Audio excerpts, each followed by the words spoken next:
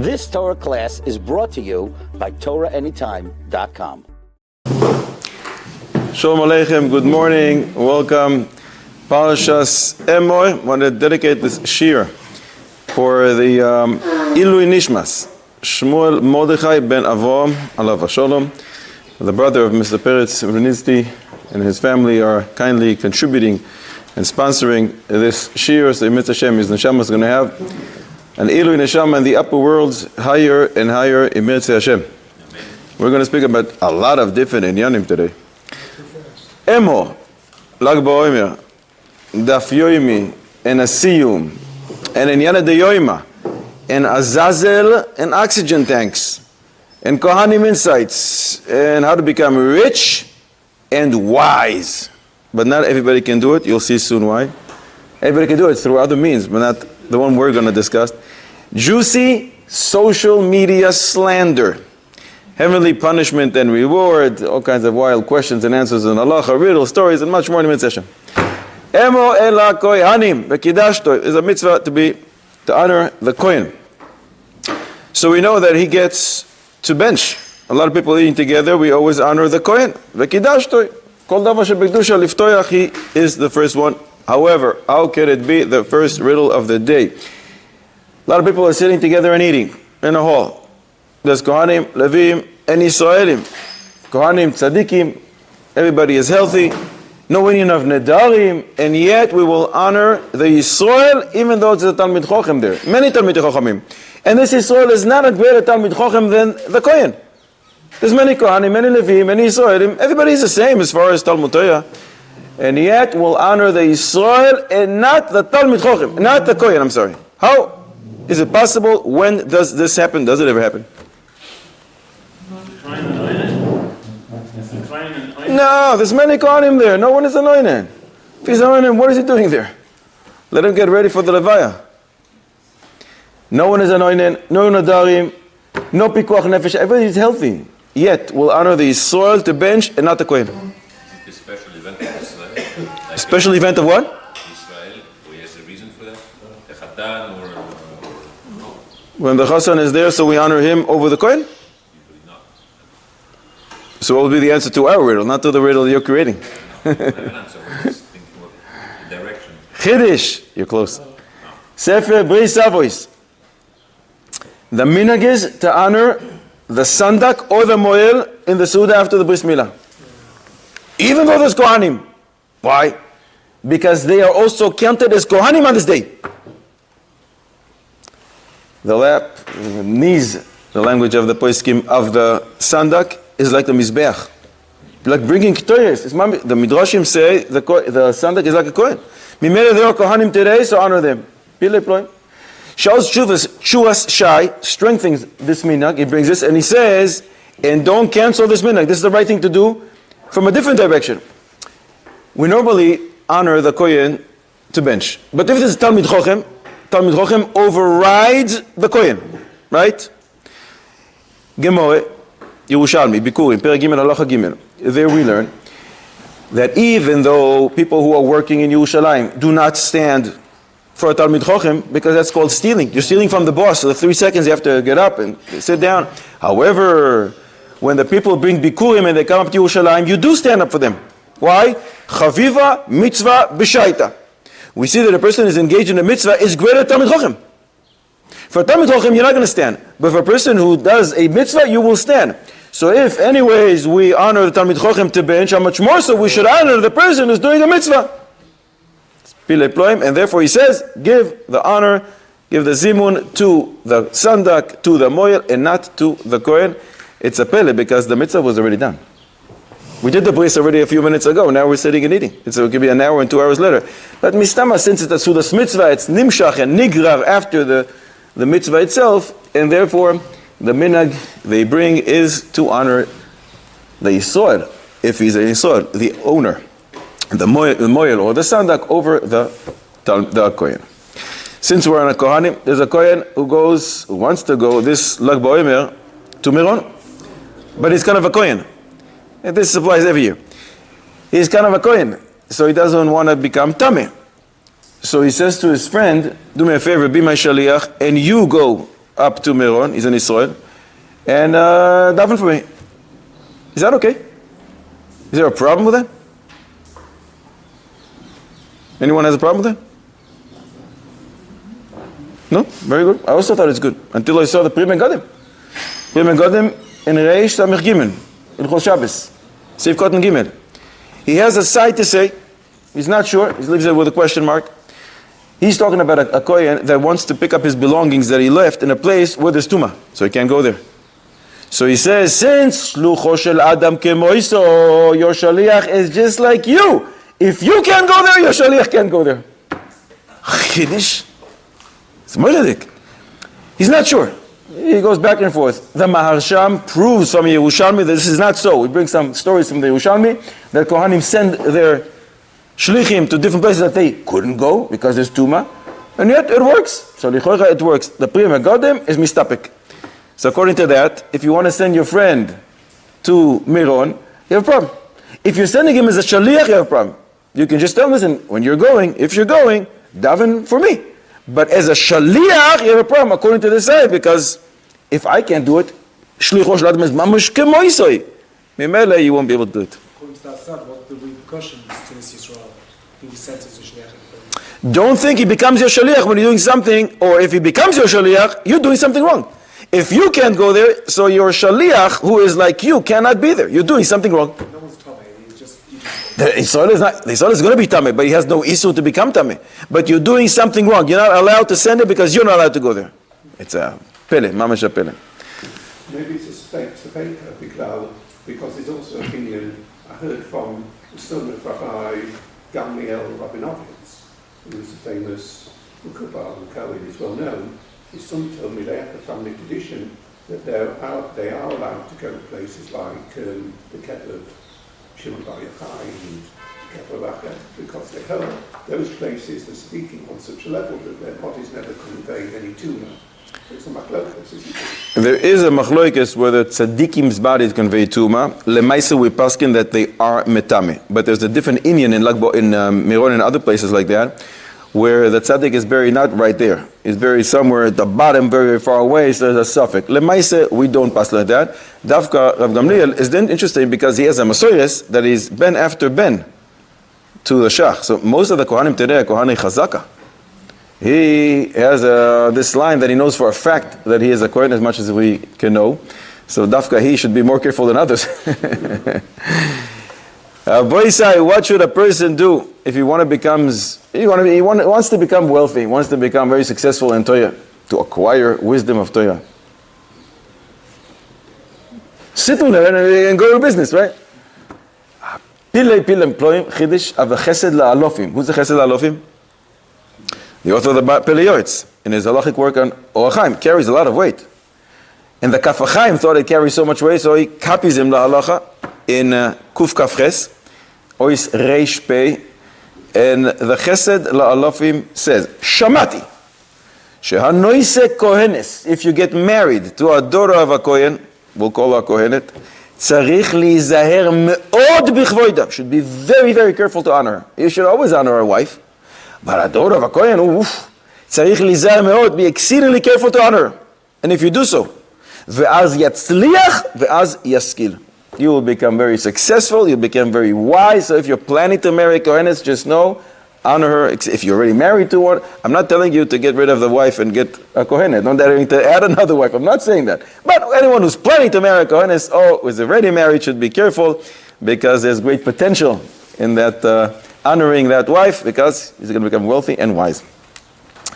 In this parsha we learn about the Moyadim. What? Moyadim, Yamim Tovim. The Gemara in Masechet Sukkah Daf Mem Hei Amud Aleph says, Kol HaMekayem Lulav Be'igudo Ve'hadas Be'avoisoi. If you fulfill the mitzvah of the four minim, Ma'ale Alav HaKasuv Ke'ilu Bana Mizbeach. It's as if you built a Mizbeach if you hold the four speeches and you do it right. What's the connection? I mean, it's very nice, four minim, very nice Mizbeach. How do they connect? Comes the Chidah in Nachal Kedumim and he says, Matzati B'Sefer Kadmon. I found in Sefer from many years ago, Esog, Lulav, Hadas, Arava, these four words, 1,024. Gematria, 1,024. What's the size of the Mizbeach? 32 amma by 32 amma. How much is 32 by 32? 1,024. Mimele, if you fulfill the mitzvah of the 4 minim, which is 1,024. Ma'ale ravakasuf, it is counted as if you built a mizbeach, which is the same Gematria 1,024. Chida. In this parsha we also have a mitzvah called oiso. Ve'ez benoi, lo tishchetu b'yom echad. You're not allowed to shecht the mother and its offspring on the same day. This is a fascinating mitzvah. It's a strange mitzvah. It's a unique mitzvah. Where else do we find that I'm doing something which is 100% kosher, lechatchila, and by doing so, I'm making it asur for everybody else to do something that seemingly is kosher lechatchila? I'm shechting a cow. So therefore, no matter who you are, where you are in the entire world, you're not allowed to go and shecht, which is a permissible action, its offspring on the same day. Where do we ever find such a thing? You can say when you mekadesh a wife, so nobody else can come and be mekadesh her, but that's not the same. That's in the same body. It's just like you acquire something that's yours. Anybody who comes and takes it is a thief. Here's the 2 separate bodies that each one of them to shecht it's no problem. It's permissible action. However, you shecht one, and the whole Klal Yisrael is asur to shecht the other. It's very, very strange. It's a shaila of the Oznaim LaTorah. And therefore he says, this comes to teach us that there's an unbelievable shaychus between Rebbe Yisrael and Klal Yisrael. Between a Rebbe Yid and all the Yidens. Which means we're all connected. Klal, ubaprat, ubaklal. We are all one neshama. One big neshama separated into many, many bodies. And he says, from here comes the accusation of the nations. When one sins, it's all the Jews, it's the Jews did it. It's that Jewish person. What do you want from all Jews? No. They understand we're all united. The question is, do we understand it? And therefore, since the Mefarshim, the Ramban, the Sefer HaChinuch, and Reish Tzadidale, they explain the nature of this mitzvah is to prevent cruelty. If you shecht a behema and its offspring on the same day, you may get some cruelty, and we don't want that. Mimele, it comes out, says the Oznaim LaTorah, that we are so connected that when I do something, it affects Klal Yisrael. And if I'm going to shecht the behema in the morning, you can shecht it the entire day, because since you're affected by what I did, it may impact on you and cause you to become cruel. That's how we united and we are. It's unbelievable. And since Midah Toiva is 500 times greater, I'm adding to what he says, when you do a good action, you impact Klal Yisrael as well. So it doesn't only work for the side of cruelty and bad midos. We are all united, mamish like one, so when I'm doing something good, it also can impact others, and in a greater fashion, because Midah Toiva is 500 times greater than Midas Purainius. Since we're on this mitzvah of Oiso ve'ez beno l'sishchetu b'yom echad, don't shech the behema and its offspring the same day, how can it be that one will transgress this isu even though he did not shecht the behema's son? You shecht in the morning a cow. Now, the entire day, you're not allowed to shecht its offspring. You didn't. You didn't shecht the offspring, and yet it's counted as if you transgressed this mitzvah. How is this possible? 2 possible answers. Time period? What's that? Time period? It has to be Within that day. Within that day. 2 hours later, after you shecht the cow, it's counted as if you transgressed this. No. What do you mean, Evan Mechai? Shchita. The issue is to shecht the offspring. You didn't. And then we'll say, transgress it. When is it counted as you shecht, even though you didn't shecht? Can it be? Can it be when there's 2 possible answers? Yes, it can be. First answer. Yuma Samach Dalet Amud Aleph, we learn that the Seir La Azazel, you take it to the cliff. When you push it off, D'chiyaso hishchitasoi. So if you shecht the mother goat in the morning, 2 hours later they tell you, okay, time to go to, I don't know how you did it then, Yom Kippur, but maybe there was Pikuach Nefesh and you had to. So now, and even though you did maybe something Be'isul, but Lemaisi you can do 2 for the price of 1. First you shecht on Yom Kippur. Now you take the Seir Azazel to that cliff, and you push it off. D'chiyaso, pushing it off is counted as if you shechted it. Even though you did, technically speaking, didn't shecht, it is counted as if you did shecht, and you're going to be over.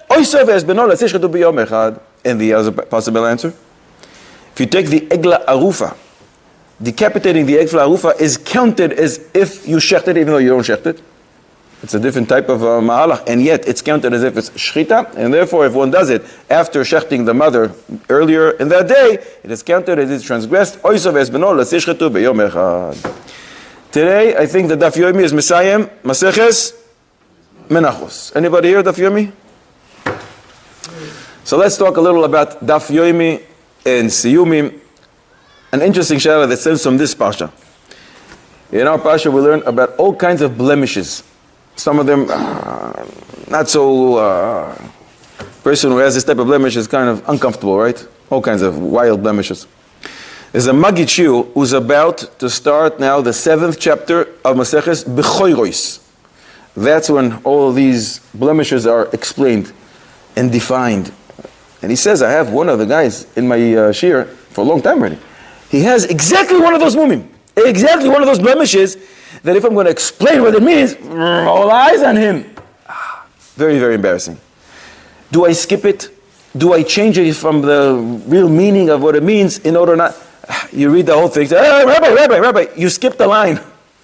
I can't skip it. Can I skip it? Should I skip it? Should I just skip the whole page? Should I just change a little of the meaning? What do? I don't want to embarrass the guy.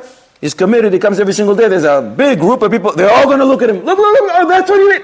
Do you mean that like him? Maybe they're not going to say that, but they're going to think that. Ask the Magid Shiur, what do? Can he change or not? I asked that question once I was learning with an older person. Yeah. And he says something at some point about the way it was. And I was concerned about learning this piece because kind of... so I asked, I was told, no, when there's Torah, Torah doesn't harm. Right, doesn't harm. No problem. Explain it. Maybe you should ask him, since it doesn't harm, come here, I want to show everybody what I mean. People sit in the back, they're going to say, come here, and put him right next to you. You see this? You don't like that. So you speak to the guy before the shiur, tell him that what... I'm about to embarrass you, so don't come tomorrow. No, but ask him if it embarrasses him. If there's something... Yes, it's very embarrassing to me. So what should I do then? Well, that's a shayla. I know, that's what I'm asking. Call in sick. Sure, b'mevatel Talmud Torah derabim, 150 people. And if you're sick, so the following day you're going to have the same shayla. What you gain? You just added a bit of Torah to the shayla. No, Rabbi Isai. Can we change a little? Just a little. You like changing the meaning of words? You're okay with it? You have a raya that you can do that? He changed from the truth. Can you change the meaning of words in the Torah? Where can you see a proof to that? Unless you have to travel to Megillah Daf Tes Amud Aleph, Tes Amud Beis. Talmai HaMelech. King Talmai called 72 of Chachmei Yisrael, the elders. He put them all in different homes and said, okay, you guys are now sitting and translating the whole Torah for me. And he took their cell phones. So there was no email, no texting between each other. You guys sit until you finish and then come out. And when I want to compare it. HaKadosh Baruch Hu put in their minds, Ruach HaKodesh, and they all had the same thing in mind, and they changed, how many words? 15 different words. Masechet Sofrim, it says 13, but the Gemara says 15. 15 different words they changed. They didn't want to upset Talmai HaMelech. For example, it says, Bereshis bara Elokim. He's going to think, Mr. Bereshis, bara Elokim, he created Elokim. Doesn't sound good. So they change it to say, Elokim bara Bereshis. His wife's name was Arnevet. So you can't say the Torah discusses about your wife. Don't eat your wife. So he took the word Arnevet and he called it Se'ira Saraglaim. She's quick on her feet. Change for the Torah. 15 different changes. That's the proof that you're looking for? Oh, sakana. Who says in order not to embarrass? It's not a sakana to embarrass someone. But Betzia Nun Ches, what do we learn there? If you embarrass someone publicly, it's as if Mamish, you kill the guy. Sakana. So we're okay with it? We're okay with it. But they didn't change the meaning. They didn't change a din in the Torah. They didn't change the meaning. They flipped it to prevent heresy. They flipped it to prevent embarrassment to him, but without changing anything. They should use different words, but it's the same. Here he wants to change the meaning in order not to embarrass a person. Who says you can do that? And therefore we have to go to Baba Kama Lamed Ches Amud Aleph, and seemingly this is a big problem. The Roman soldiers, the ministers, came to Chachmei Yisrael to learn the Torah. They heard all kinds of interesting things about it. They weren't sure. They wanted to see if it's true what people are saying about it. So Chachmei Yisrael sat with them and explained to them the whole Torah, and they were really impressed. Wow, this is divine.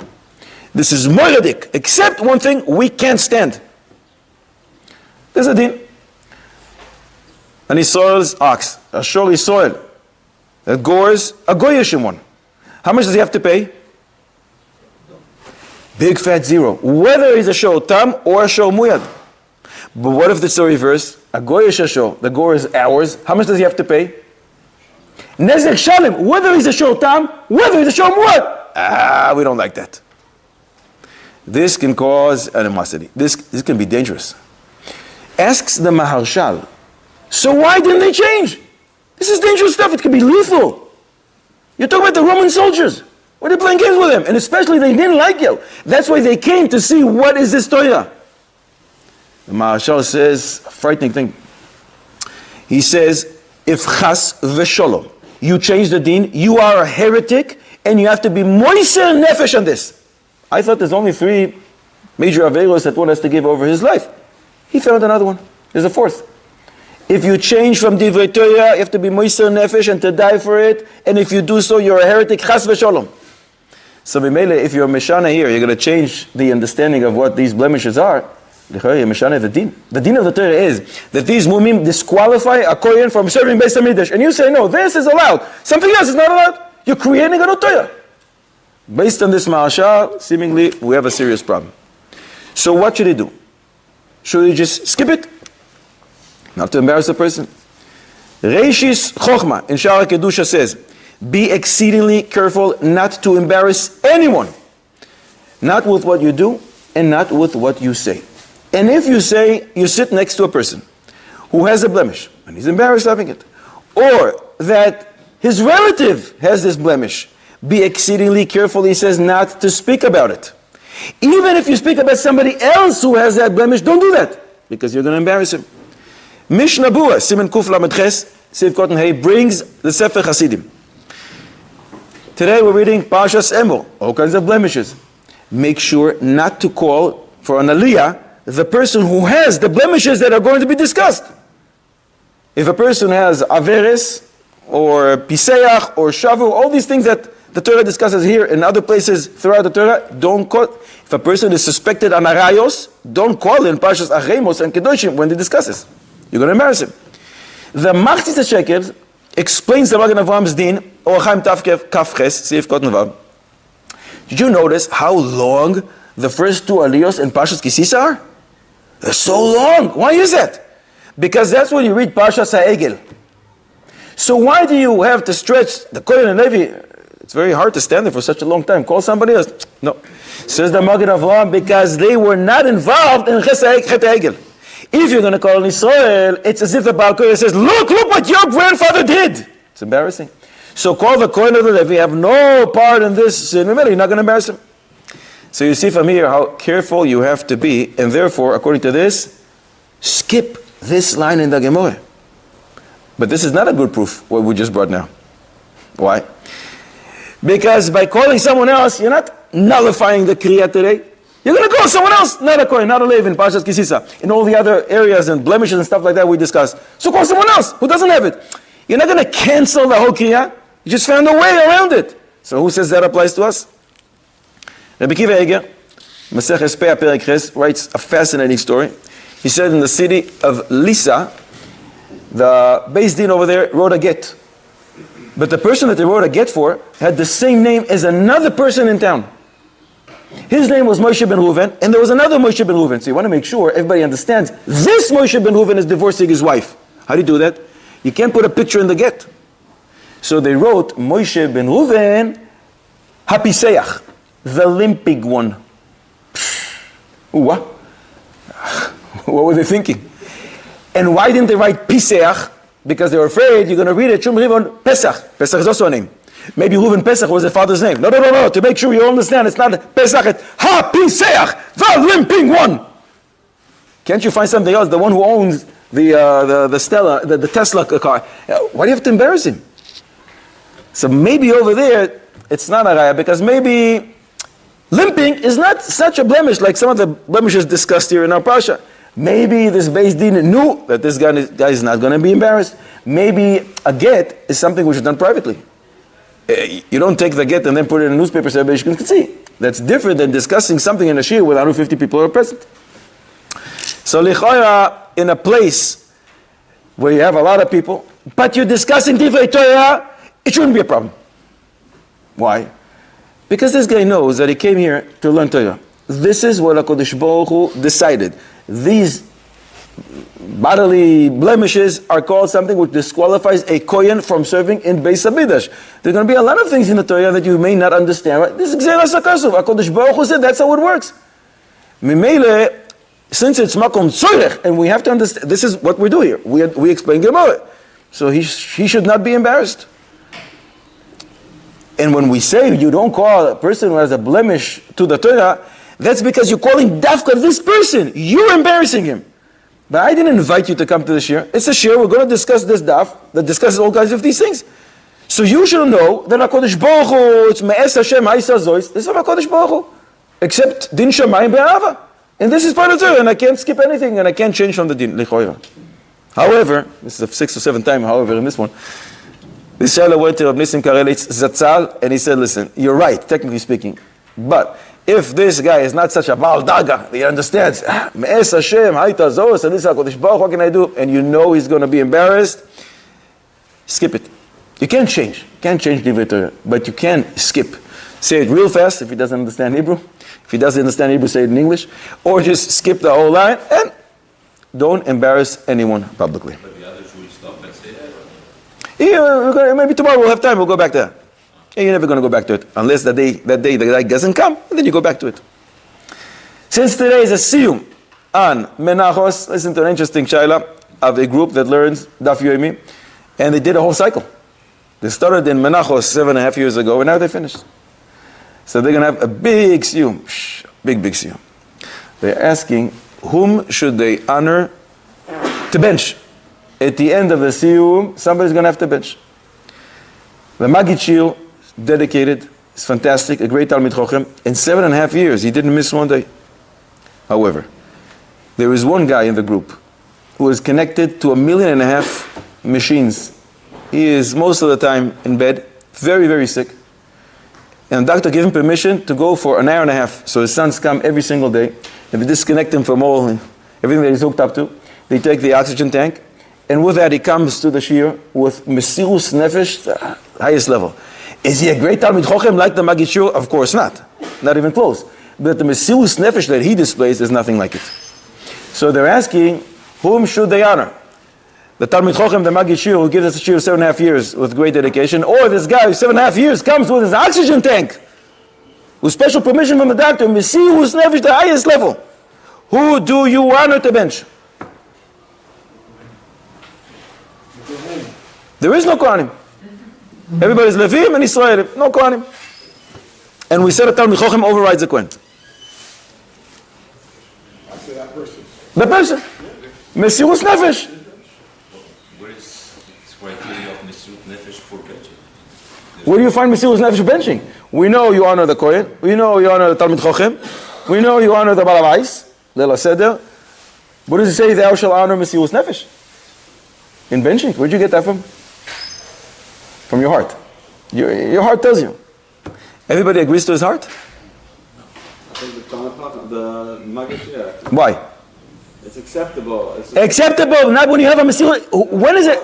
Did you ever see a guy coming 7.5 years with an oxygen tank? Well, the rabbi doesn't know how many people are coming to the shir are doing Mesirut Nefesh. Also, they just don't see it. It's not visible. But this is visible. He's an inspiration to us all. Okay, no, he could get a whole nother kibbutz, but that sounds... What kind of kibbutz is that? To read the Hadran? He can't. Physically can't. It's too long. Rabbi said, it's so clear to you. Anyone wants to join him? You all agree Talmid Chochem? You have a raya? If you talk Mr. Nefesh, he made Mr. Nefesh for 7.5 years teaching the Yomi, right? Sure, he also gets paid for it. And who am I? The guy that comes with his oxygen tank doesn't get paid.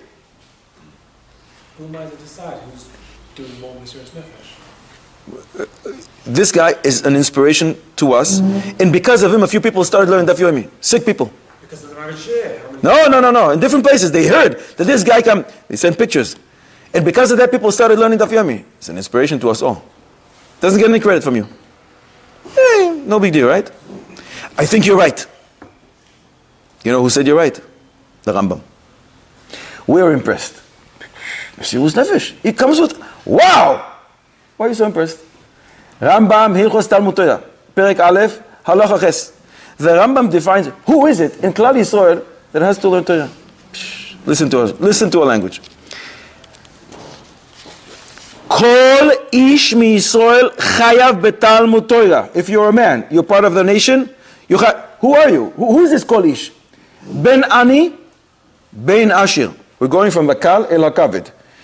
Poor person is chayav.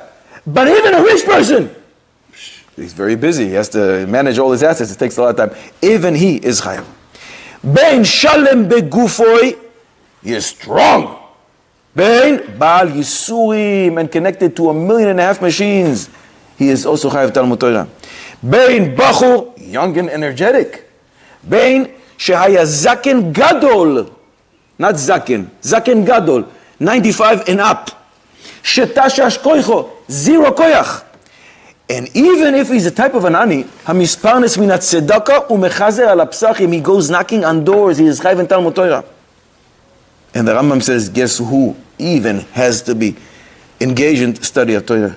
Ve'afilu ba'al isha ve'yeladim. Wow! You're married and have kids, guess what? You're chayav in Talmud Torah.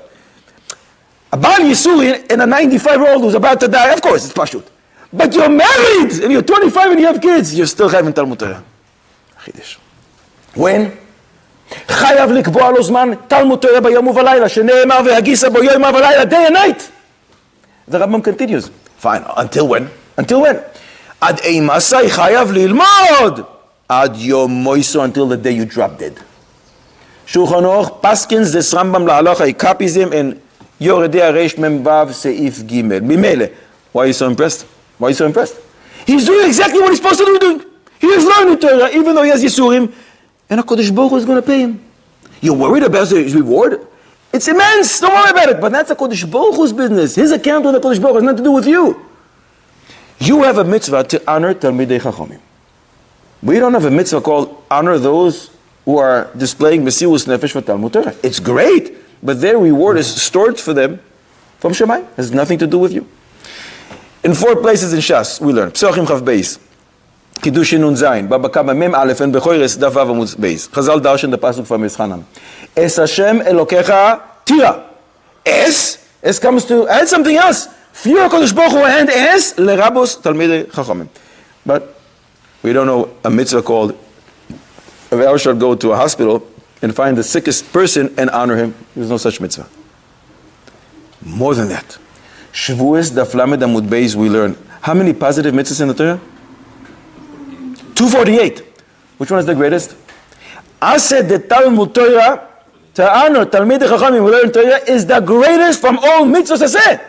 And especially in this case, where all these guys are his Talmidim, of course they have to honor him.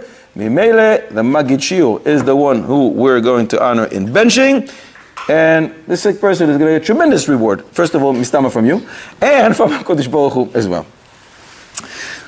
Let's say something about BaOmer. Rashbi's Torah.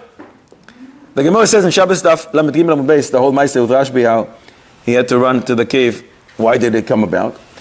The Chachamim were sitting, and Rabbi Yehuda says, how beautiful are the deeds of this nation. Talking about the Romans. You know, they built these beautiful bathhouses, and they built some bridges in marketplaces. It's great. Rabbi Yossi, silent. Comes Rabbi Shimon Bar Yochai and says, what are you talking about? Kol ma shetiknu lo tiknu ela letzorech atzman. Everything they built for themselves. Bridges, yeah, so they can take taxes. We see what goes on now in Iran. Marketplaces, to put women of ill repute in those places. BaOmer says, for their own pleasures. What are you talking about? What's the machlokes between them?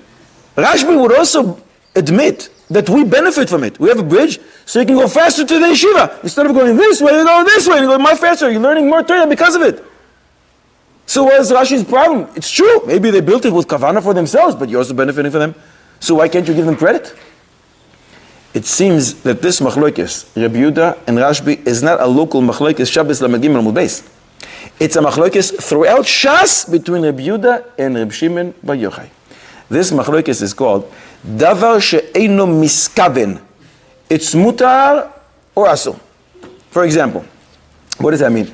Do you look at the result of something that could have happened, but you had no intention for it to happen, or you don't look at it? You're walking in a place where there's grass. Mistama, when you're walking there, some grass will be cut. Shabbos, you're not allowed to do that. But I just want to go from point A to point B. I have no interest in cutting the grass. Are you allowed to go there or not? Rabbi Yehuda says, Davar she'eino miskaven, asur, you're not allowed to walk there. Rashbi says, Davar she'eino miskaven, mutar. Famous machlokes. Goyer Adam, kisa mita v'shulchan, you're allowed to drag.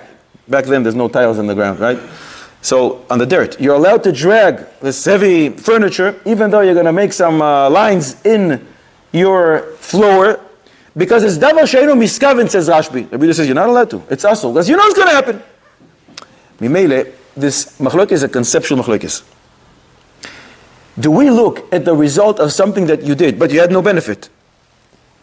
And we say, you didn't intend to do it. So is the maaseh attributed to you or not? Rabbi Yehuda says, yes, it's attributed to you. Which means, since on Shabbos, if you're dragging this heavy furniture, we say, but the maaseh, the result is attributed to you. So you're going to be chayav for Hilchos Shabbos. You're not allowed to do that. And therefore the Romans, their result of what they're doing is also attributed to them. So we benefit from them. Says Rashbi, no, a person's result is not attributed to him. It's not associated with him if you didn't have in mind for it to come about. Which means, on Hilchos Shabbos, if something happened but you didn't intend to, you're patu. It's not associated with you.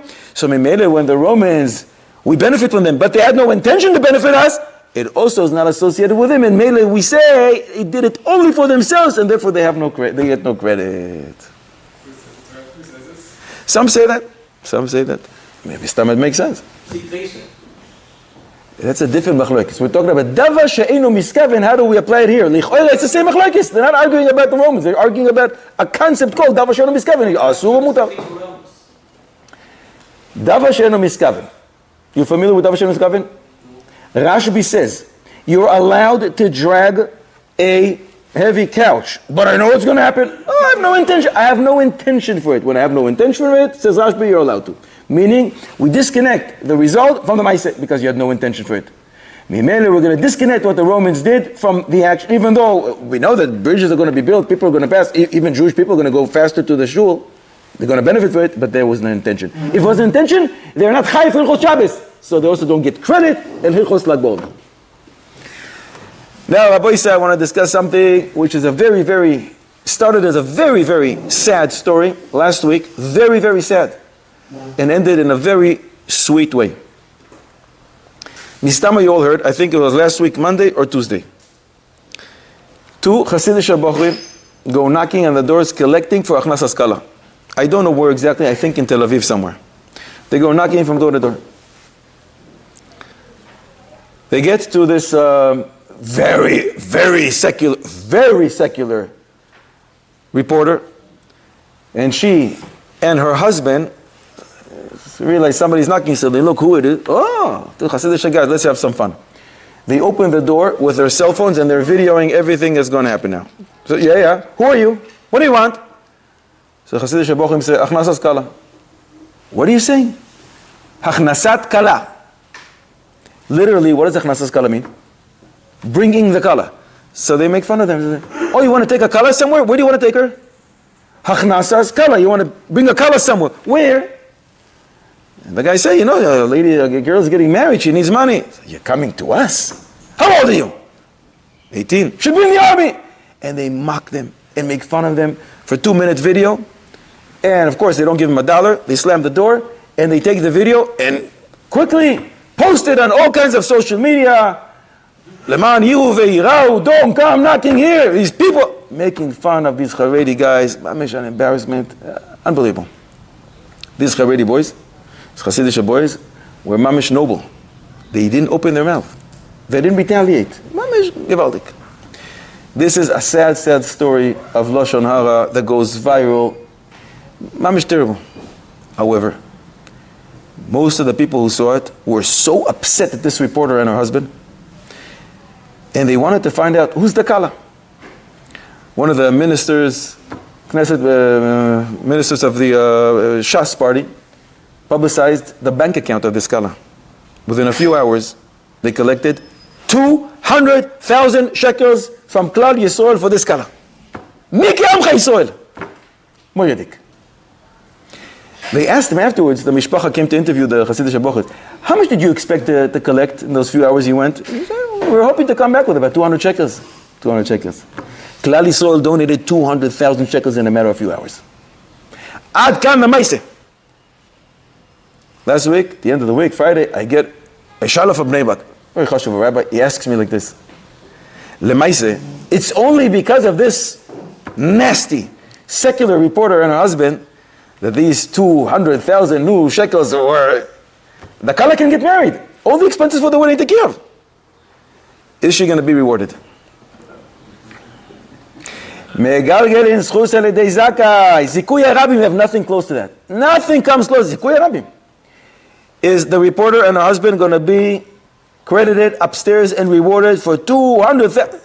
Look at that. It's an amazing thing. Within a matter of 1 minute of bizayon, 1 minute, you can gain 200,000. 200,000 shekels, all the expenses of the wedding. It's mishpile play. Haman causes the Jews to do tshuva. Is this good? Let's see. Mitzvah ba'avera. They didn't intend to do a mitzvah. They did an avera, they came in a way in avera. But this avera produced a gigantic mitzvah. You have to say they have some kind of a shaykhus to this mitzvah, right? So you caused Klal Yisrael, let's say 2,000 people donated. And 2,000 people made sure this Kala is going to get married. No issues whatsoever, everything is covered. You want to tell me you're not going to give them anything upstairs? The role they played was not the good one. It's Hashem who changed nafachut. They want to do an avera. And Hashem transformed it into zero Right. marriage. So you're saying zero. Yeah? I think it wasn't, whatever the results was, okay, that's very good. But the idea was they purposely Nasty. shame him. Shame him. Embarrass him. So you're going to, nothing, you're going to give him nothing. Nothing. Nothing. Psh. They may deserve a curse of hood. From whom? The Kala should write him a thank you note and send him flowers? Maybe should write it for Shabbos. Thank you. A curse from what? From where? From whom? From whom? From Avinu. Call Avram Avinu and say, you owe a curse to one of your granddaughters. It should be known to this couple what happened. They will feel a rata. I'm not asking what feelings and emotions they should display. I'm asking how HaKadosh Baruch Hu operates. Is he going to reward these two? The ones who acted in a villain way, don't want to call them, they did tshuva, but since then. How does it work upstairs? Excellent, we'll see you soon. Excellent. What I was going to say, the role that they, in other words, Hashem's going to play out whatever plan he has, but the role that they played was the bad role. Nasty. The bad side. Nasty. So no, they don't get credit for Tell me, if it wasn't for them, would the Kala have 200,000 shekels? Yes. She would have 200 shekels maybe. No. No! According to this, no. Maybe we'll give her 300,000 through different means, and that means she'll be rewarded. Yosef, they wanted to kill him, and then So Yosef is not angry at them. Hashem chashav ala toiva. And because of that, later on, their Gilgul becomes the 10 Harugei Malchus. So there's no reward. Right. No reward. Doesn't Rashi say by both Lishi Yavon and Mikal Hashem that the reason why Sanya first Right. the intention was the Gamre against us? But they did a positive thing. They did a wrong thing. There's nothing positive about it. Let's shame these people behidu, midoraisa midirabanan, with all the hiduim. The Egyptians, lemaise, are hosting us. You have where to sleep tonight? Say thank you. You're also afflicted by them, they're going to be punished. But the Maisa itself, L'choira is good. L'choira, what the Yesoid of the Shaila here is conflicting statements of Chazal. On one hand, Megalgelin Schus Aledei Zakai, if something good came about because of them, they should be rewarded. The Zakai. On the other hand, Chazal's language in Yevamos Tzadi Beis, Im ken matzinu choyte niskar, if we want to reward them, it comes out that a sinner is going to be rewarded. That just doesn't work. Very hard to digest that. How does it work? So this whole sugya of sechar and oynish, punishment and reward from above, is what's called hilchos amumois.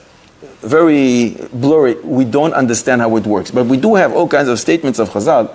So we'll try to pave our way through the statements of Chazal, and maybe we're going to find some light at the end when we come out of this cave. Maybe. Let's start from the beginning.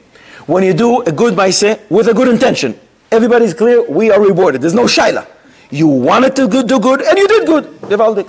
What happens when you come with zero kavana, but something good came about? Are you rewarded? Yes. Yeah. Who told you? Rashi told you. In Parshas Yiseitze. Rashi says, if you drop $10, you're not even aware. And you walk back home, and the ani comes and picks this money, and he has what to eat now. You are rewarded, as the Pasuk says, Leman yevarechecha. HaKadosh Baruch Hu will give you a bracha. So says Rashi, if when you have no idea that you did a mitzvah and you helped in tzedakah the ani, you are rewarded. How much more so when you come with all good intentions? How much more so? Gevaldik. So when you come with a parv, zero kavana, you're rewarded. But when you come with the opposite intention, I want to destroy. However, as a result of whatever you did, something good came about, which is exactly our shaila. Do you get rewarded or not? So you're saying no. And lemaisa, you're going to have a big problem then with Parshas Chukas. At the end of Parshas Chukas, Moshe Rabbeinu is going to fight Oig Melech HaBashan. And HaKadosh Baruch Hu says to him, Al tira! Don't be afraid, don't be afraid. Why should you be afraid? 2 weeks ago, it's the shaila of the Gemara, Nida Samech Aleph Amud Aleph, Rashi brings it on the spot. 2 weeks ago, he fought Og's brother, also a giant like him. Maybe he's even taller than him. His name is Sichon. And over there, Kodesh Baruch Hu didn't find it necessary to calm Moshe down. Al tira, don't be afraid. No. But regarding Og, yes. Moshe, don't worry. Why? Moshe was afraid because Og had a schus. What a schus. Hundreds of years ago, this is the same Og from the time of Avram Avinu. He said to Avram, do you know that your nephew Lot was kidnapped? Maybe you should do something about it. And Avram says, wow, shkoyach, I had no idea. I'm going to war. I'm going to rescue him. And he does. This zchus of Og carries him for hundreds of years, so much so that you have to assume Moshe Rabbeinu has a few more zchusim than Og. And yet Moshe is shivering, so Kodesh Baruch Hu has to say, no, don't be afraid. Al tira. So Og is mamish one of the Lamed Vav Tzadikim, mamish ahat, Tzadik Ador, and therefore Moshe Rabbeinu is afraid. The problem is, and Tosfos brings it over there, Nida Samech Aleph, Og's intentions were, Mother, wicked to the highest degree.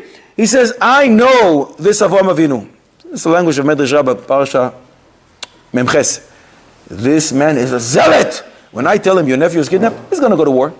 He's going to fight 5 kings. There's no chance. There's no way he's coming back home. Baruch Hashem, we're going to get rid of him. He is going to die, and I'll be able to marry Sarah Imeinu. What a tzaddik. Lamed Vav tzaddikim.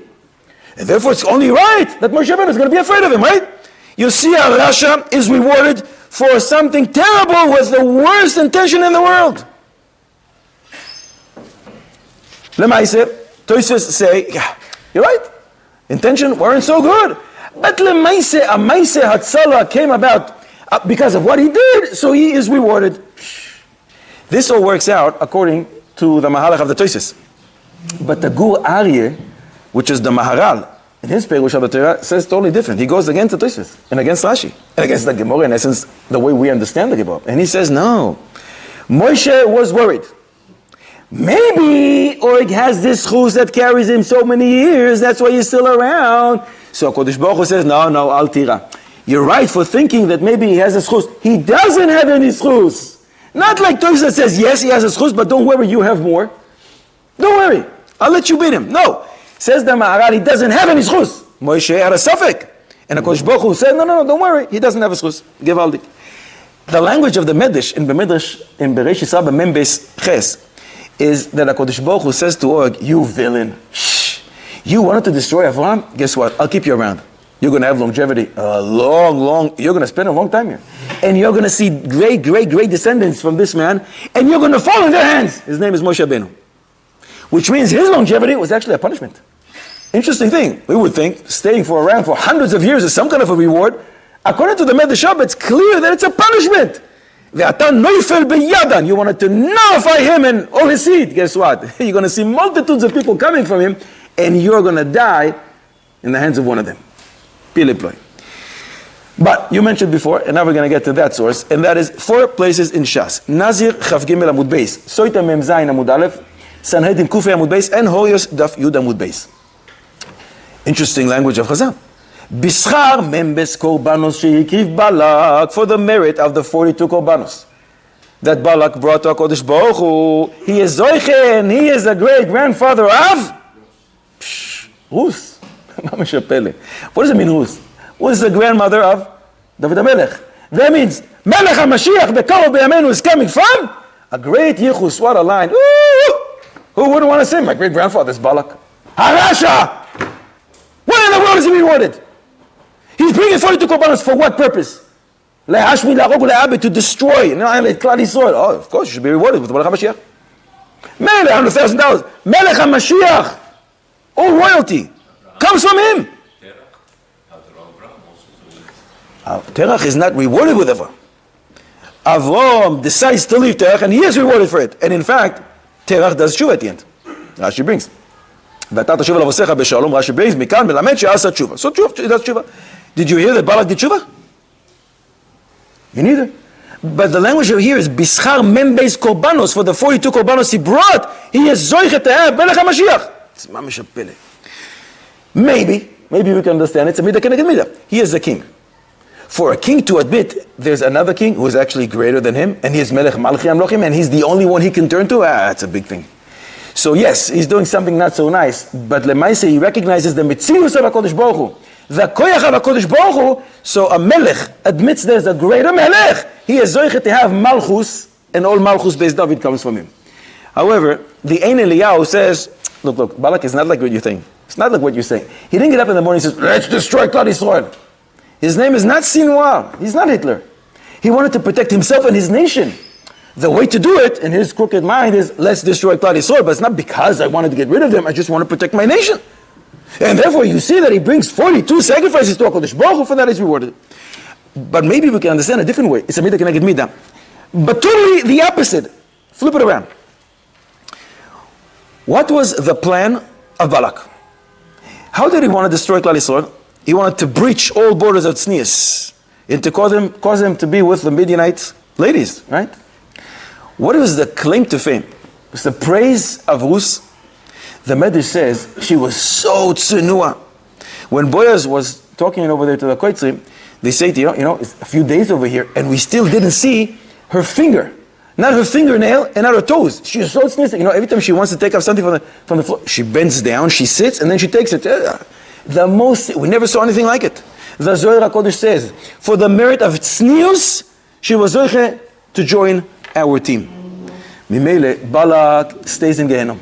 And from the depth of Gehenom, he sees his great-great-granddaughter does exactly the opposite of his plan.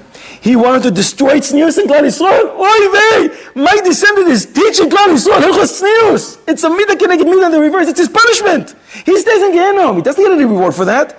But he gets to see the beauty of HaKadosh Baruch Hu changes around, that what you wanted to destroy from you comes out. The teachings of tznius for Klal Yisrael forever. Gewaldig. Megillah Daf Yud Amud Aleph. The Gemara says, Gedoyla hasaras hatabas. When Achashverosh takes his ring off his finger, Klal Yisrael starts shivering. And even though 48 prophets, male prophets, and 7 female prophets stood there for years and rebuked Klal Yisrael and yelled, you got to change, you got to do tshuva. Nobody listened. But as soon as Achashverosh takes the ring, everybody starts shivering, he does tshuva. Gedoyla hasaras hatabas, it was more effective. It was greater to bring Klal Yisrael back in tshuva. This little action of taking the ring off the finger, more so than all the Nevi'im that rebuke Klal Yisrael. And yet you don't see Achashverosh being rewarded. It doesn't say that he gets any reward. He causes tshuva for Klal Yisrael. But in Gitin Nun Zayin Amud Beis, Sanhedrin Tzadi Vav Amud Beis, we do find that the person who pushed Achashverosh to do this is being rewarded big time. Mibnei banav shel Haman limdu Torah in Slobodka. I'm sorry, in Ponovich. In Bnei Brak. Mibnei banav shel Haman limdu Torah in Bnei Brak. Mibnei banav shel Sisra limdu Torah, limdu Tinoites b'Yerushalayim, in the middle of the Mir.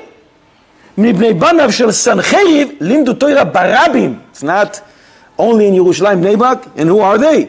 Shmaya and Avtalion. Why in the world do these Rashayim get this reward? So maybe Sisra, we can say it's not a reward for Sisra. It's Sisra and Yael, maybe it's a reward for Yael. But if you would say Yael, you wouldn't know it's associated with Sisra, so we mention his name, but it's not a reward for him. It's a fascinating Iyun Yaakov. In Brachos Daf Samech Aleph Beis, we learn the whole Maaseh of the Mesirus Nefesh of Rabbi Akiva. We know what the end was. He was Makil Kehilos Barabim, teaching Torah in the middle of Times Square, even though the Romans said, whoever does it, we'll kill him. And Papus Ben Yehuda comes and asks him, what are you doing? You're not afraid? Asks the Iyun Yaakov, what are you doing? What are you doing this? Go learn Torah b'chavrusa in your basement, in the attic. Use Zoom. Why do you have to gather people publicly and do this? Is a mitzvah in the Torah called, thou shalt teach Torah in the middle of Times Square? What are you doing? The Iyun Yaakov says, Rabbi Akiva is a convert, right? From descendants of Sisra and Yael. His great-grandfather, and that's the only reason that he's here, is Sisra. He wanted to rectify Sisra. Sisra calls such a Chilul Hashem, you need a Kiddush Hashem. And therefore, Rabbi Akiva goes, the Kiddush Hashem at the highest level, an unbelievable tikkun. That's an unbelievable Kiddush, but I still have a shayla on the Iyun Yaakov. And who gave Rabbi Akiva the permission to do this? Okay, it's very nice. It's a big schus, Kiddush Hashem. But Lemaise, you're basically committing suicide. What are you doing? I found a Meshech Chochmah. Meshech Chochmah in Tetzaveh says, for Talmud Torah de Rabbim, one has to be moiser nefesh, endanger yourself, and even die. Rabbi Akiva saw a Meshech Chochmah. He said, I'm going to rectify my great-great-grandfather. My name is Sisra. And maybe Sisra is, we have no problem with Sisra. What about Haman? The Kedushas Levi. Who's Kedushas Levi? Rabbi Tzad Levi. Baditcher. He says, why did this Rishayim get such a unbelievable reward? He says, yeah, but because of the Nisim and Niflaos that came about because of what they did, so Kiddush Shem Shamayim, for Kiddush Shem Shamayim you get rewarded. You bring Klal Yisrael b'tshuva. No, so you shouldn't be rewarded. So Haman calls everybody, he propels them to action and everybody changes. So Memele, he's rewarded. Chiddush. Sefer Machshavos Chautz. Who's that? Reb Tzadok HaKohen. He says, since we have a rule, Psachim Kuf Yud Ches, En HaKadosh Baruch Hu mekapeach schar af b'riyah, HaKadosh Baruch Hu doesn't deprive a person of his reward. If ultimately something good came about, you're going to be rewarded. In Shabbos Peiches we learn that in the time of Haman, after the Jews did tshuva, Hadu kibluwa b'mei Achashverosh. This time we re-accepted the Torah out of love. Who caused it? Only Haman. Mimele, his reward is that his sons, great descendants, will be teaching Torah. Klal Yisrael accepted Torah out of love because of you. Your great-grandchildren will be teaching Torah midah keneged midah. A lot of tshuva happened after that. What's that? I see a lot of tshuva happening. As a result of? I don't want to say it. The Siftei Tzaddik says in the name of the Baditcher Rebbe, they used to say, I envy Paro because unbelievable miracles happened just because of him. And such a Kiddush Shem Shamayim came about because of him. I envy his lot. Sisei Laila is a sefer Reb Tzadok HaKohen wrote from what it was revealed to him in his dreams. The whole sefer is Resisim Lala, a little sparks of what happened at night from what the Malach revealed to him. And he brings from the Ishbitze, I guess it was revealed to him in a dream, he says, Mamish, a different Mahalach. Why did the whole thing happen? Why do you have Haman? Because somebody years before that showed pity on someone. Shaul showed pity over Agag. He didn't kill him. So Mimene, there was some good in it. You're right. It wasn't what he was commanded to do, but there was some good in it. Mimele, as a result of that, from that good comes Torah in Bnei Brak, which means it's the schus of Shaul. It's not the schus of Haman. It's what's called hafuch al hafuch. He changes things around. But in a new way, I saw this week, Achsam Soifer, gewaldig dessert for 3 weeks. You must remember this for Purim. In Megillah Yud Gimel Amud Aleph, Chazal darshan psukim from Tehillim Kuf Chavdalet Pasuk Bet and Pasuk Gimel. The pasuk says, "Lulei Hashem sheher lanu bekum aleinu Adam, yoimar na Yisrael. Lulei Hashem sheher lanu bekum aleinu Adam, Adam velo melech." Baruch Hashem, that it was a regular guy, Haman, a regular guy, and not a king that wanted to destroy us. Bekum aleinu Adam, Adam velo melech. Umanu, who is that person who's an Adam? He's a regular guy. He is not a king. Ze Haman. Asks the Chassam Sofer, what's the difference? What's the difference? There was a gzeira, lehashmid, la'arog, le'abed. What's the difference if it's a king that decrees this and he wants to destroy us, or if it's a minister? It's a regular guy, he's not a king. What's the difference? And once there is a decree already, there's no difference. And he says more than that. In Mishlech Aleph Pasuk Aleph, we learn that the heart of a king is in the hands of Ribbon Shloim. So many say it'll be easier, as if, for Kodesh Baruch Hu, to sway the heart of the king and to change the decree than a regular guy. A king loses his Bchira Chofshis. He is totally in the hands of Ribbon Shloim. So it would be better as if the decree was made by the king and not by a regular guy. And the Gemara says, no, we're so lucky, says David HaMelech in Tehillim, that the decree came about as a result of a person and not a king. Why is that? He continues. At the end of that chapter, the pasuk says, "Nafsheinu ketzipor nimleta mipach yokshim." Our soul escaped the trap. And then David HaMelech repeats himself. "Hapach nishbar v'anachu nimlatnu." The trap broke and we escaped. Says the Chassam Sofer, first of all, why are you doubling up? You already said that. And second of all, you're contradicting yourself. Because the first part of the pasuk seems to imply that the trap is not broken. Nafsheinu ketzipor nimleta from the pach. And then is it a pach nishbar? So it broke. So did it break or not? And why do you have to say twice, we escaped? And he says a remarkable chiddush. We have a Kabbalah from the Rishonim. He doesn't mention who they are, but we know who they are. Choivas Alvavos in Shara Kniya Perek Zayin, in Ochos Tzadikim in Shara Anava. And the Magid Meisharim in Parshas Vayakel and Shmira Salashon brings this strong coalition. If Reuven speaks Lashon Hara about Shimon, Reuven loses all the mitzvahs that he had. And he gains all the Averas of Shimon that he just spoke about. So what happened when Lashon Hara, when Haman spoke Lashon Hara about us, and the Gemara Megillah, Yud Gimel Amud Beis says there was no one like Haman who was able to say, there was no one like him. He was the master of Lashon Hara. So when he speaks Lashon Hara to the king and tries to say, listen, let's destroy them, all the sins of Klal Yisrael are transferred now to his heavenly account, which means we are sinless. Now we do tshuva, we are able to escape it, to avoid the punishment. Gevaldik. Haman is not going to do tshuva, and that is where his downfall is going to be. That's why he has to be an Adam and not a Melech. Because a Melech, if he decides to do something, he just goes and does it. He doesn't need to convince anyone else. So if the Melech would have in his mind, okay, let's destroy Klal Yisrael, he would do it the following day. We wouldn't be able to cancel it. But since this had to come about through a Lashon Hara of an Adam, not a king, Mimele, we were saved because he said Lashon Hara to convince the king, and that Lashon Hara caused all our sins to move to his account, so we are sinless, we can be saved. So I think based on this Chassam Sofer, that's why Haman is being rewarded. Why are we here? Because of Lashon Hara. This is the Lashon Hara that saved Klal Yisrael. Because of this Lashon Hara that Haman said, we are all around sitting and learning Torah. So you enable Klal Yisrael to sit and learn Torah. Your great descendants are teaching Torah to Klal Yisrael. However, after saying all this, Lichayra, it doesn't work. My son said a chiddush. I was in awe. My son Eliyahu said to me, I don't know what you're talking about. You decided that this statement of Chazal, Mibnei Banav Shel Haman, Mibnei Banav Shel Sancheriv, Mibnei Banav Shel Sisra, they're teaching Torah. You think it's a reward. Who told you? Who told you it's a reward? It doesn't say like by Balak, Bischar for the reward, for the merit of bringing forth to Korbanos, you get Rus. It doesn't say that. This is just a statement saying you should know the great grandson of Haman was teaching Torah. He says, you know what this means? This is a statement of Chazal just to teach you the koyach of Bchira Chofshis. Chazal are giving you a message. Don't come and say, you know who my grandfather was? I can't sit and learn. If Hitler's son comes here, our first initial reaction will be, get out of here! Disgusting! Get out of here! And he says, but what does that have to do with my but I want to sit and learn. You're destroyed forever. Says the Gemara is not destroyed forever. You can change.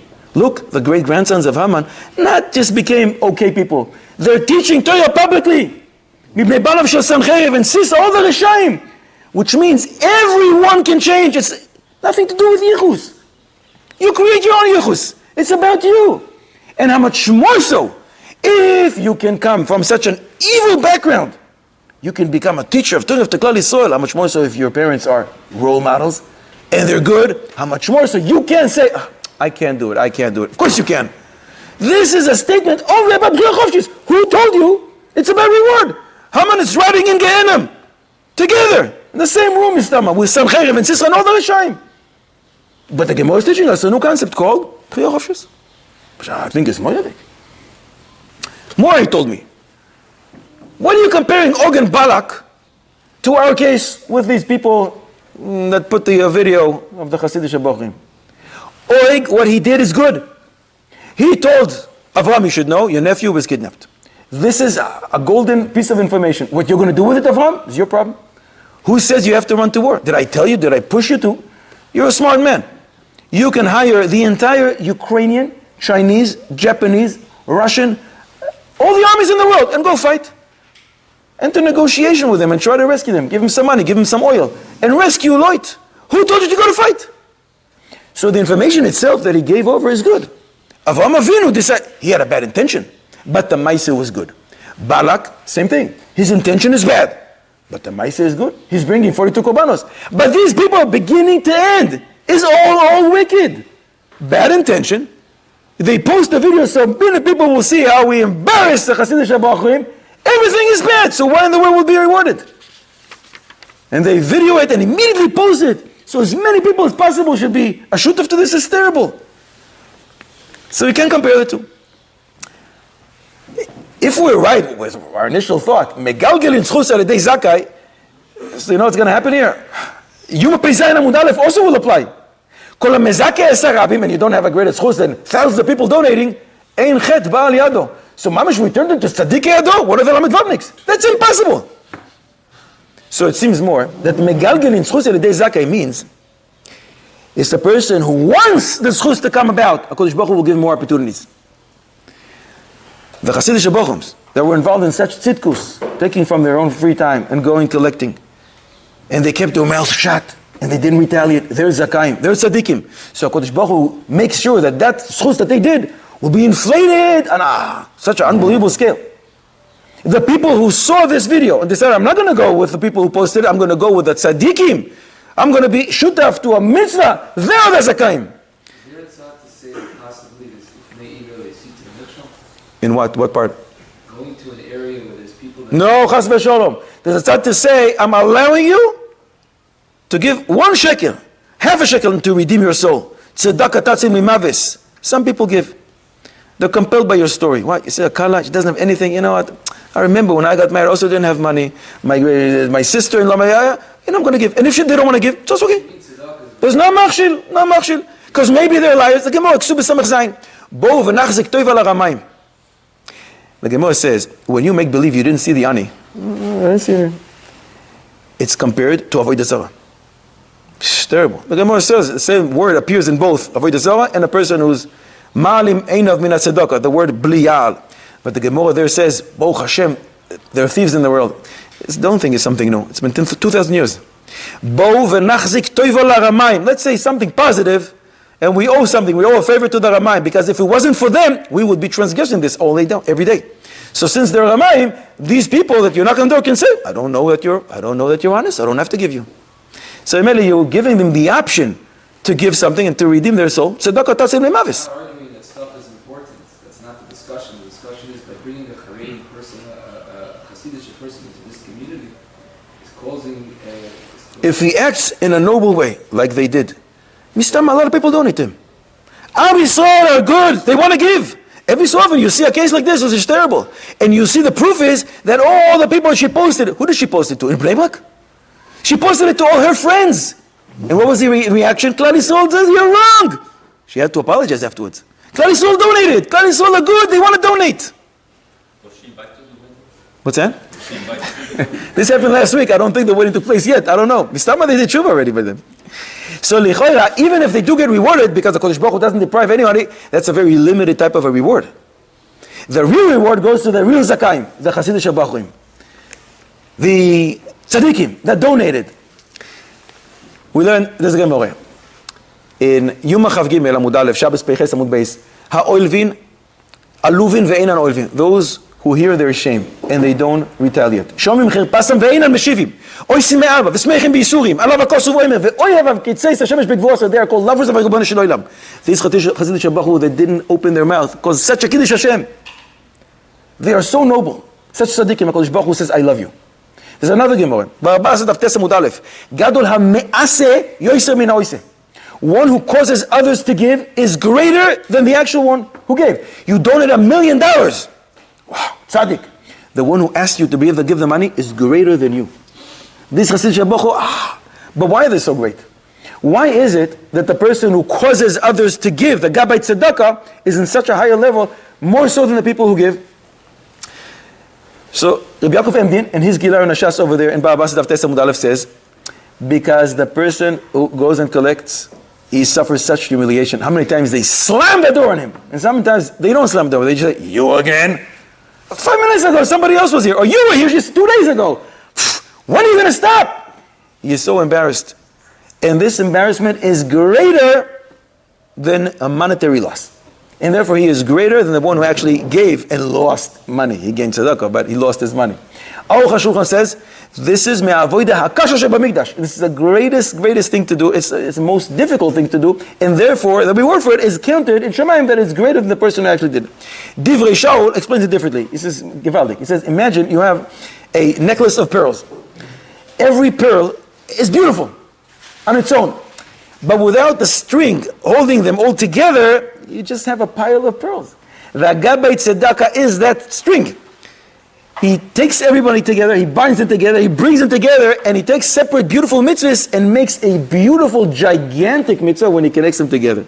So in this Maaseh, the Maaseh, Gadol HaMe'aseh, Yosef Min HaOseh, it's not those villains. The Me'aseh, the one who caused to give, is not those two guys who posted it. It's the Hasidic guys going and knocking on the door. They are the Me'aseh, and they're greater than all the people who donated, who also tzaddikim. And if we're going to say there is still a small reward for the Rishaim, ooh, what a musa we have from that. How much more so? Kal v'chomer, ben bno shel kal v'chomer, that there's an unbelievable reward for the tzaddikim who give. Because Chazal say, Gedoyla midas toiva, more so 500 times greater than midas puranus. However, after saying all this, if we will hold that there's any reward whatsoever to these people who posted it, it comes out that right now they're being rewarded even more because we're learning Torah because of them. Every time somebody's going to listen to the shir, hopefully they do. Every time people are going to be speaking about it and trying to be mefalped in halacha, do they get rewarded or not? They are being rewarded. You're causing people to learn Torah. Imagine, let's take it to the extreme. There's a serial killer. And he just killed now 2 parents, and they are left 10 little beautiful neshamas, 10 orphans. As a result, Klal Yisrael comes and unites and donates, and we take care of them. Oh, so maybe the killer should be rewarded for all the tzedakah that's been going on there. How can I even think like that? A person sinned in one of the 3 averos chamuris. He's brought to Beis Din. The Beis Din now is doing a mitzvah. It's the mitzvah to sit in Beis Din. And they're going to be mefalpel in all the sugyas to decide what is punishment. Who should be rewarded? Then the Dayan writes down his psak in his sefer, and everybody learns this for generation. Or every time they learn it, he's rewarded. You want to tell me every single year, when we read Megillas Esther, Haman is moved up another notch? Look, Klal Yisrael is learning Torah because of you. Chas v'shalom. In Yom Daf Lamed Ches Amud Beis, we learned that whenever you mention a Rasha, you have to curse him. It's a pasuk. V'shem Reshaim Yirkav. When you mention a tzaddik, zecher tzaddik livracha. You mention, so every time you mention a Rasha, and you say, Mach Shema Zicha, oh, you just did the mitzvah. You did exactly what Chazal said, oh, so the Rasha getting credit. That's impossible. Mimele, it seems much more. That a person who had bad intentions, these qualify. And not only that, he acted upon those wrong and crooked, evil intentions, he is not rewarded. So what do we mean when we say, Megalgelin Schus Alidei Zakai, HaKadosh Baruch Hu sets the stage through all kinds of means. Now, what are you going to do? You, the Hasidic Shabachos, are you going to retaliate?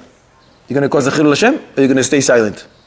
The people that saw this, what are you going to do with this video? You're going to side with them and say, yep, look at them, ha! Or you're going to say, wow, my heart goes out to this scholar and I'm going to donate. So those people who saw this scenario and decided I'm going to be from the tzaddik, they are the zakaim shemegalgelin zchus al edam and zchus and chet ba'al yadam. But not those people. Not those people. And I can't finish this without pointing to a Gemara that Reb Chaim showed me a few times. You know, some people come, they're collecting for a good cause. They're involved in askanim and tzorchei tzibur, and they're embarrassed. And they're ashamed. And they want to quit. Reb Chaim showed the Gemara in Yerushalmi. Perek Ches, Halacha Vav. The Gemara says Reb Elazar was from those type of people. And one day he leaves. He comes back in the evening and he asks his family, so what happened when I was away? And they said a group of people came here. They were anim. What'd you do? Did you feed him? Sure. Did you give him to drink? Of course. What did they do? They gave you such praise and they gave you blessings. He said, okay, fine. The following week, it happened again. Rebbe Lazar leaves in the morning. He comes back in the evening. What happened when I was away? A group of people came. What did you do? We fed them, gave them to drink. Oh, Baruch Hashem, Baruch Hashem. What did they do? They cursed you. What they said about you. And Rebbe Lazar says, oh, Baruch Hashem, Kedon Ika Agar Tov. Now I have good reward. Says the Mordechai's Rishonim. He uses his Gemara in Baba Basra. In Siman Taf Peiches he writes, when a person is a Gabbai Tzedakah, it's good for him if the Anim, those people who's trying to help, are cursing him. It's better than if they give him a blessing. Because you see this Maaseh, when he was blessed Rebbe Lazar, he wasn't so happy. But when he was cursed, he says, oh, Gevaldik, the Ikar Sachar, the main part of the reward that you're getting is for those curses. I'm just unbelievable. Mimele comes the Alei Tamar in his Perush in Yerushalmi and says, Kol ha'oiskim betzorchei tzibur be'emunah, that we daven for them every Shabbos morning, to erect yeshivas, Talmud Torah, mikveh, and kashrus, and Shabbos, and whatever it is. If they are humiliated, if people are accusing them, you're stealing our money, they should be encouraged, because this increases their reward. We daven for these people every single Shabbos, and may our lot be with them. I just want to mention that next week, there won't be a shir. I'm going to be in Chutz La'aretz giving a shir, but there will be somebody else here, so it's not going to be interrupted at our regular times. It's always going to be here at 8:15. So I'm not going to be here, but there's going to be someone much better than me. Good Shabbos, Rabbi Yisrael. You've just experienced another Torah class brought to you by TorahAnytime.com.